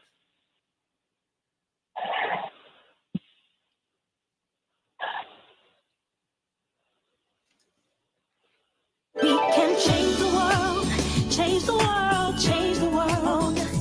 We can change the world, we can change the world, change the world. This is the Santita Jackson Show. To a place of love, it's not too late. Gotta save the children, we can't wait. Let's change the world. Hey, everybody, please go to the first annual Senior Resource Fair. If you've got questions about Medicare and Medicaid, if you need a free health screening, if you want to discuss nutrition and wellness with certified experts, if you want to connect with various community services that you don't even know exist, Congressman Jonathan Jackson is putting together an event on August 4th, 2023. I want you to call his office. It's from 10 to 2. Call Othel Owen at 773-779-2400, 773-779-2400, so that you can, as a senior, get all, aside from a discount at the theater, Kitty Kurth. Oh my gosh, I can't believe this. Santina, for me, it all comes down to voting. And I believe they're also going to have the mobile van from the Secretary of State at the senior fair so that people can get ID if they need it. And I think that's critically important. And only Kitty Kurth would know this. I did my homework on the senior fair. But speaking of homework, there's a new Monmouth University poll out, and it shows that 69% of Republican voters believe that Trump is the strongest to defeat Biden. Now, more importantly, also more than 60%, about 63% of Republican voters say they're not at all concerned or not very much concerned about the indictments against Trump. So what does that say? No matter what he does, his base is not going to care. Now, it's not that is so troublesome for Joe Biden, but who it's really troublesome for at this point in time is all those other Republican candidates: Ron DeSantis, Vivek Ramaswamy, Tim Scott, Chris Christie, Mike Pence, Nikki Haley. all those people are running in the primary, but 69% of the voters still think that Trump is the strongest. Well, now Renee Criswell says that she says, I have a problem with them bringing these charges now. And she's a Democrat. She said when they could have brought some of them up in 2021 or closer to when the crimes occurred. Anyone want to take a Robert Patillo? Kitty, go on. We have worked in enough crisis situations with enough prosecutors in enough different venues that these charges, they keep getting more and more information. And I do believe that some of the people within the very small Trump orbit have flipped on him. And I think that's why some of this new information has become available. And I think the Justice Department is bringing the charges as soon as they can make the good case. But they didn't have some of this evidence before. But as we're watching DeSantis, the longer he stays in the race, the more he falls down in the polls. As we see, it seems like Trump, not his base. He has not just a base, because that implies that he has a small core of supporters. He's got the majority of white America voted for him, Kitty, and Kevin, and Mark, and Daryl, and Robert, and Dwight. I mean, and we are in an anti-establishment era in which no one trusts the powers that be. And the powers that be, they feel are not prosecuting him. They feel that he's being persecuted, right? So, I mean, really? I mean, where do you see all of this going? Robert Patillo, where do you see this going? Or do you see this going anywhere? I mean, and do you see something happening on the Democratic side as well? Well, let's start with Trump and where I see this going. I see this going towards Trump securing the nomination and then spending much of the fall on trial. I think because of this, that looking at just the regular map and the regular power of incumbency, that say some external event, Biden wins re-election pretty easily. And then that's when the real story starts on this, because Trump will be convicted on many of these counts. Particularly the Bedminster document regarding the Iran plans. When you have a defendant on tape talking about the document, then you have the document in your hand. It's going to be very difficult to see how exactly you're not convicted of doing exactly that. The obstruction of justice, where you have the co-defendants on video trying to delete the server after receiving an FBI subpoena, and then they are on tape saying, well, the boss said to delete the server. Not really sure how you get out of that. And so then we're going to end up with this question of, well, will President Biden pardon Trump for the federal charges? That's going to be something that's really going to tear at the heartstrings of the country. For those who are not old enough to remember the debate over Ford pardoning Nixon, that is still a question that many historians debate. We've not gotten a clear answer to what the right decision was. And that's going to be one of the first decisions of President Biden's second term. And then secondarily is going to be the question of how do you stitch the nation back together, because there still will be a number, probably as much as a third of the country, that no matter what evidence is produced at trial, no matter how many videos, audio recordings, documents, FBI, people who are testifying, they won't believe any of it. And those people become a danger to the nation. And how is that we're going to deal with that? So I think President Biden is going to have his work cut out for him because of the mess that President Trump is creating. With regards to President Biden and Hunter Biden, we've seen this throughout history. People do not care about what your family members are doing.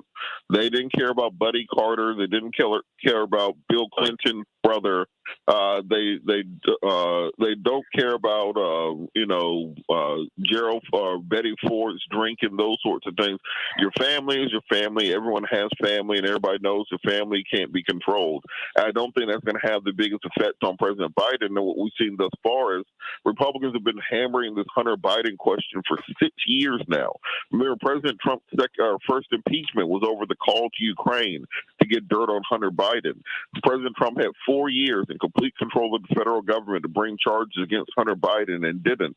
I just don't see where this is going to really go anywhere or change the political landscape. Dwight McKee, your thoughts? Well, I got a couple of thoughts on this. And I very rarely not agree with Robert, but I think it's once they have these hearings next week with Biden's business partner, and he declares that Biden was in on the deal, I think it's going to have a significant impact on the credibility of Biden. And they're going to try to weave it into his war commitment.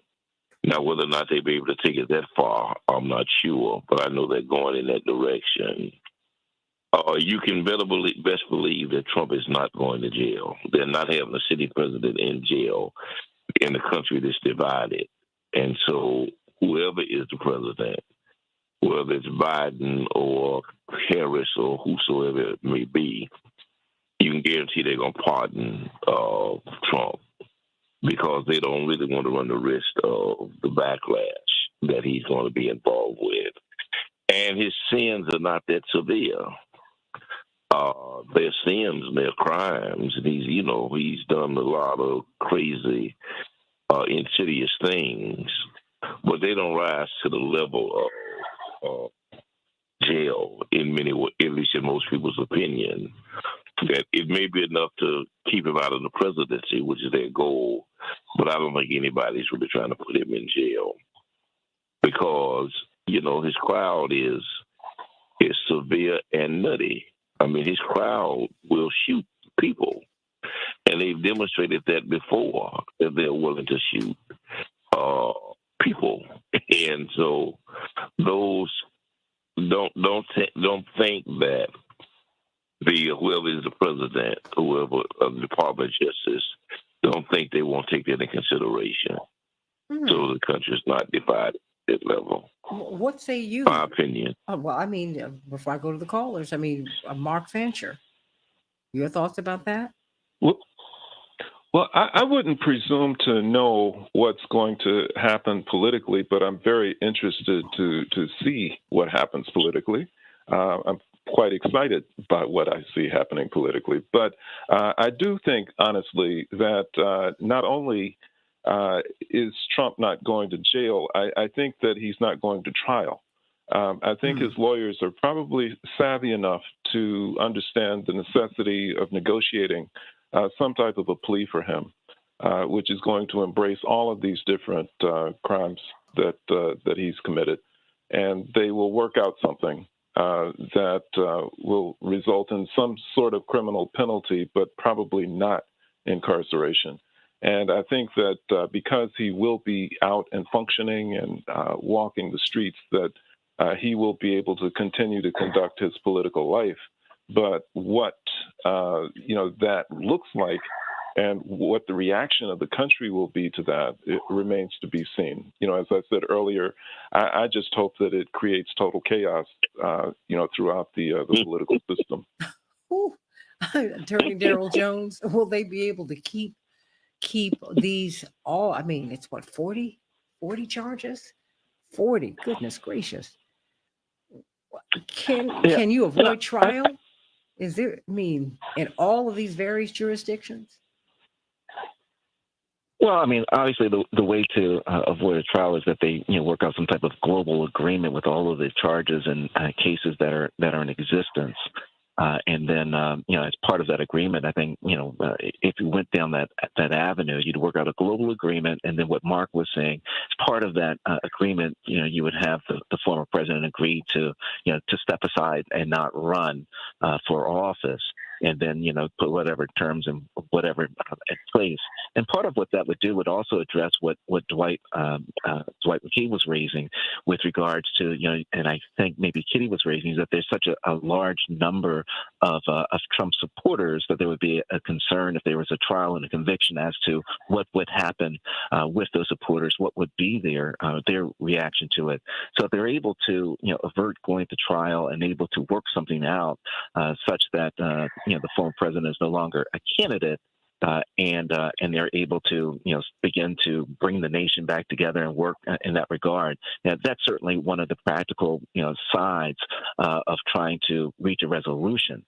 Interestingly, I think that the greater likelihood of a favorable agreement for former President Trump exists only because of him maintaining the popularity. So long as he maintains a stronghold on a significant number of Republican voters and maybe independents, I don't know, across the country, that's what's going to really fuel the ability to try to work out a favorable agreement for him that would not include any type of incarceration. I tend to agree with Dwight that I don't know that I see him incarcerated for a significant period of time, and certainly whoever the president would be that would be coming in would be probably inclined to issue some type of pardon for him.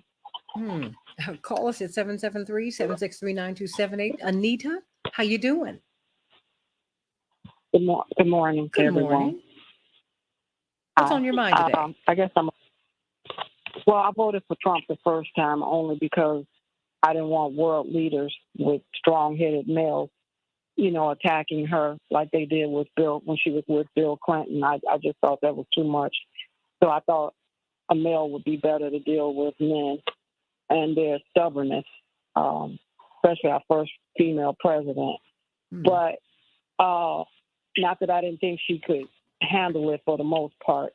But what I'm saying is when Trump got in, maybe some of his supporters thought that it was white power and took things in their own hands, or I don't think he could totally instigate everything that they're doing. I mean, definitely couldn't make them do it. And I'm not defending him, but I didn't vote the second time because I didn't want that violence coming up into the arena as far as, people thinking they could take on, when a civilian decides he's going to be the police. I forget what it's called right now. Like in the neighborhood watch. They like what they did with Trayvon Martin. I didn't want Vigilantism. Yeah. Well, that's not quite the word, but anyway, I don't want that to start happening where civilians start taking matters in their hands, shooting through doors, like that would just happen, or scared police, going overboard with overreacting. And who knows if they're on drugs or drunk. I mean, it's a lot of things in this country. And Trump needs to be aware that just because he can balance some of this, other people can't. And that's where he seems like he's giving me a question. Like, can you control or talk to your people to stop some of this violence? Now, as far as the Democrats, I think their agenda is way too liberal and unnatural for people with children. Okay. And even though people have choices in how they do things, also there's a natural limit in nature that certain things have to work together or there will be no people on the earth. And so I disagree with the Democrats on that, but it would be hard for me to vote. I'm going to be honest, actually, right now because of all of that crazy stuff, but more so the violence is even worse. So, and they're talking about a lot of sex trafficking and a bunch of silly stuff right now. I don't know if it's true or rumored or, and I want to say something to Jonathan. I know he's not there, but someone was saying there's a senior citizens home in Chicago that the immigrants are smoking marijuana in, shooting up, being prostitutes in. It was Mama D that had mentioned it on the radio. So I wanted to know, I don't know if it's in his area or not, but what could be talked about as far as that not becoming a problem? I'll find out. I've not heard, and I've heard a lot of things about what's happening in these homes. In fact, I heard a very interesting report on NPR. But a lot of our migrants are being mistreated as they are being brought into the United States. They're being sexually assaulted, abused, in these migrant centers, and it's something that I think we all need to look at. So, but I'll look into that. I'll ask about it. I just don't like to engage in a lot of Anita rumor because rumors just grow and grow and grow. I know what has been documented is sexual assault and sexual violence, particularly against the women who've been in these migrant centers all over the country. So, your final comment? Oh, I was going to say something about the senior citizens here too. In the 55 plus buildings, they're putting old white female drug addicts there. They're selling drugs. The police, fire department, and paramedics are coming out, and they're doing prostituting and selling drugs. And the government is allowing this to happen. Well, you They're know what? also putting felons from what I hear in the buildings too. But let's hold on because I don't like to spread that until I can document it. Okay. Right. So let's just hold off on that. Let me look into some of that. Let me look at some of the charges and let's go from there. Okay. But I do know they're mixing things wrong. Well, I hear you. They are mixing things. The federal government will mix things, and it does not go together. I hear you. All right, I just want Jonathan to know that. Oh, okay. All right. I hear you. And you can call his office at 773-779-2400 because they will be having a senior fair. Sending you so much love, Anita. I'm going to get some closing thoughts from everybody here on the panel. I love you. You know I love you and appreciate you more than I love you with all of my heart. And I just appreciate your care for the community. It means so much. I just try to be very careful, Kitty and Kevin, when I'm on the radio as a steward of the radio. I like to find out. I like to verify as much as before I let things out. But so, Kitty, okay. No, but let me. I gotta. Wait a minute. Hold on, Anita. I gotta push on. Stay right there, honey. Kitty, your closing thoughts on this? I mean, it's just every day. It's like this story just evolves and it grows. And what are we gonna do? Well, we have to work toward the truth. We have to make sure that we are getting the truth from the media. I know everybody's bashing corporate media, but I have to say that, we work with the media every day. There are different parts of the media who are still doing fact checking and calling to do fact checking before they publish stories. And there are other parts of the media that don't.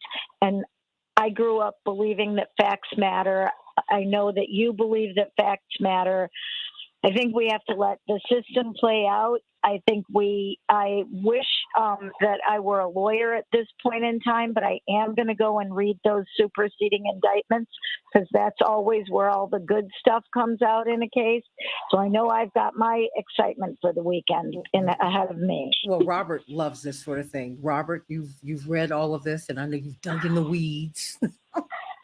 What's next? Robert, you know it's the superseding indictment where all the good stuff comes out. He's got it. Yeah, as I said, that as you're reading the superseding indictment, just imagine, just the Brat Pack from the 80s trying to work out how to delete a server for the boss or something like that. It's just a collection of idiots. And this is the problem that you're running into, which is that if you have a person who can't coordinate his lackeys to, one of the guys was the pool guy. And they said that he tried to drain the pool into the server room to flood the server because that's how they thought they could delete the information. So the FBI is watching the video of these guys on video in the room talking about how they want to delete the server. And then they thought they had deleted it, but it was all on video, them talking about deleting it on the video they were supposed to have deleted. It is ridiculous. And I think that for the sake of our Western civilization and our democracy, we have to just as a country come together and realize that we can't go this far down this rabbit hole. That I go on a lot of foreign media and a lot of foreign press. And they have these questions of what they're saying. These are the people who are trying to spread democracy to the world. Is this what you're trying to bring to our country? That's a very real question. Wait, Robert, if you're a country that people are looking at us like we are crazy. Yes, exactly. If you're a country that's used to having a monarch or a strongman leader where things are unquestioned, and then you're reading this kind of stuff, and I'm supposed to depend on you for my food and my grain and my water, it's something that America can't stand by. And if you're President Xi Jinping and you're in China, of course you're going to start consolidating. If you're your European allies, and you're saying, well, can these people even come together to not elect a felon president? Well, how exactly can I depend on them for the defense of Western Europe?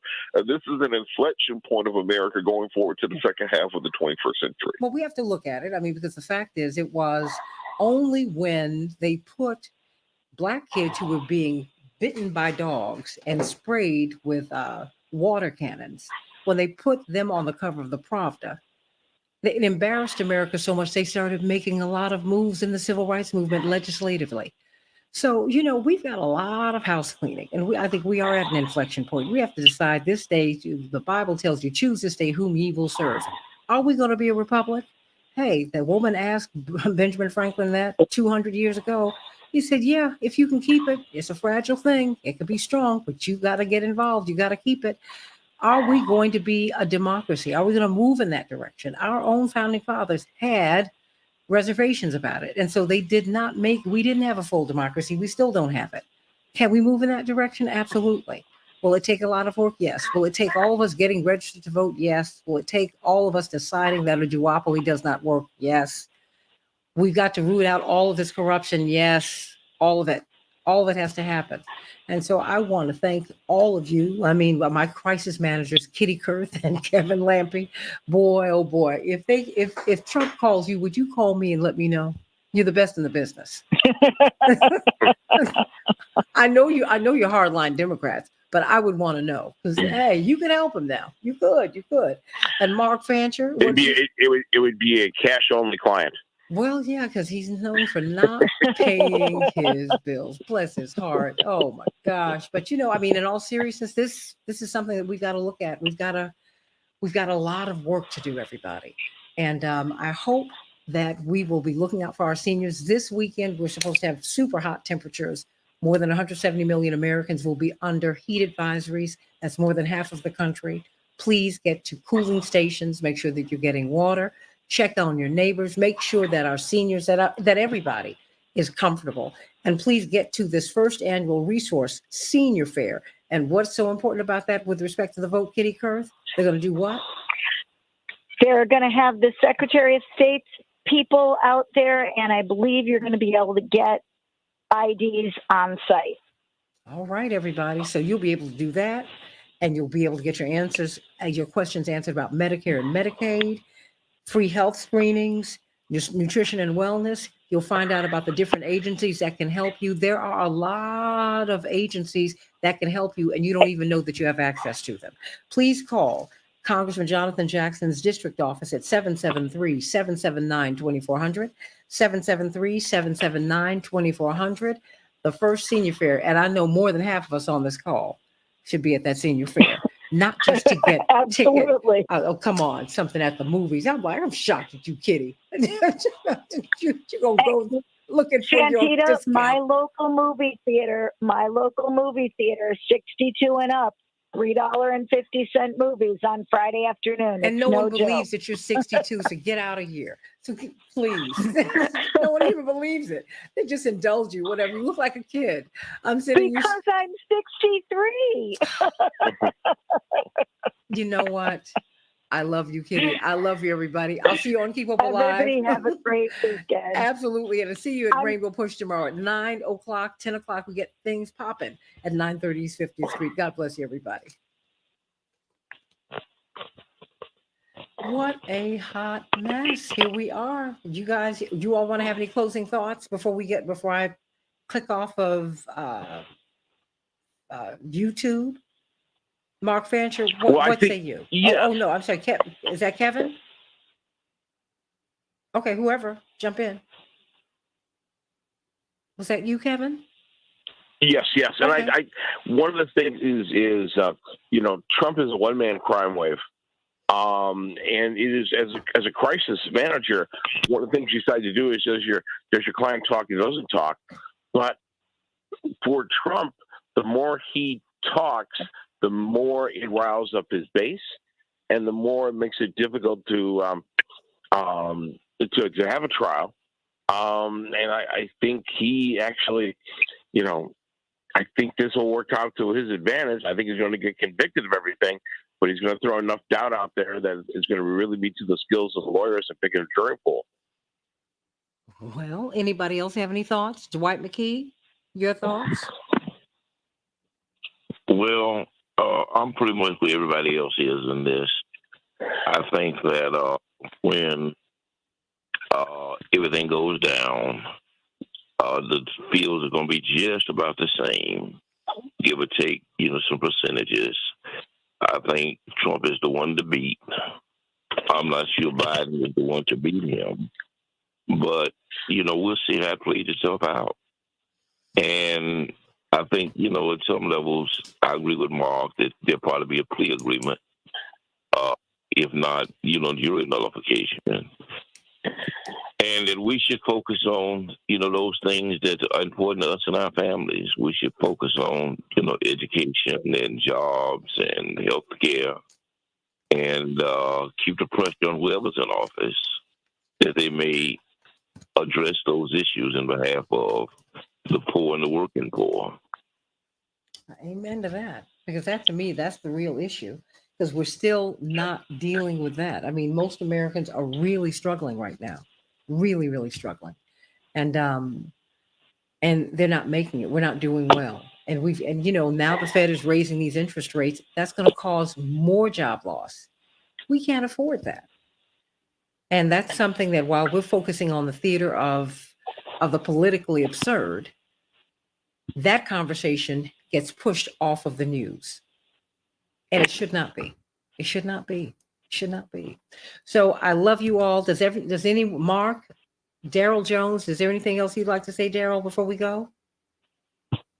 Santita, I wanted to close it up by, certainly saying, hats off and commending Jack Smith on just a tremendous job that he's done with regards to the prosecution and evidence gathering in this case. I think it's done, quite a bit to restore some of the country's faith in the Department of Justice and its ability. So it'll be interesting to see how it goes from here. But from what they've done up to this point in time, I think it's really been commendable. Robert Patillo, what will you be talking about on Sunday? Well, I think we, of course, have to talk about the details of this indictment and what does it mean legally and what does it mean for this country if Trump is not prosecuted? Can we truly say that we are a nation of laws and not of men? Can we say that we are a democracy, that we are a free and fair judicial system, when in reality, if you have enough money, if you have enough allies, if you have enough people crazy enough to riot for you, effectively you're above the law in the United States of America. So we're going to be talking about that on Sunday. Well, you might talk about this next week, Daryl Jones. There's so much that can happen. Absolutely. I've got whiplash. Yeah. Goodness gracious! Every day. I don't even know where to begin. I don't know. Ooh. Mark Fancher, your closing thoughts? Did Mark go? Well, he might have. Well, Kitty, Kevin, closing thoughts? Okay. Dwight McKee, your closing thought. Assalamu alaikum. All right. Well, amen and shalom and God bless you and goodbye, everybody. I'll see you at Rainbow Push at 930 50th Street, 10 o'clock tomorrow morning, 930 50th Street, 50th and Drexel. Can't wait to see you. And then, of course, on Keep Up Alive on Sunday. God bless everybody. Have a great, great day. Thank you, Paul, for a good show. Have a great